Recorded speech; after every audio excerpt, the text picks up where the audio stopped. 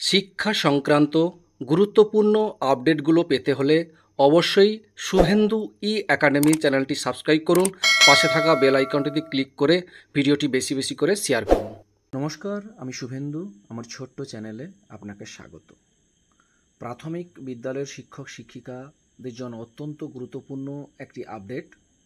Supreme কোর্টের রায় অনুযায়ী এখন থেকে চাকরিরত অর্থাৎ ইন সার্ভিস প্রাথমিক ও জুনিয়র বেসিক স্কুলের শিক্ষক শিক্ষিকাদেরও টেট দিতে হবে। সেই কারণে প্রতিটি জেলার শিক্ষকদের তথ্য সংগ্রহ করা হচ্ছে।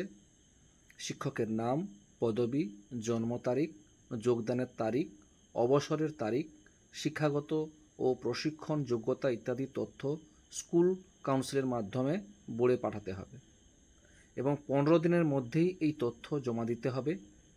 সহজ কথায় বলতে, যারা ইতিমধ্যেই প্রাথমিক স্কুল চাকরি করেছেন তাদেরও এবার টেট পাস করতে হবে।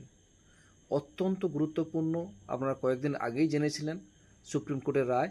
সেই সুপ্রিম কোর্টের রায় অনুযায়ী এখন থেকে এই সব চাকরিরত প্রাথমিক এবং জুনিয়র বেসিক স্কুল শিক্ষক শিক্ষিকাদের টেট অবশ্যই দিতে হবে।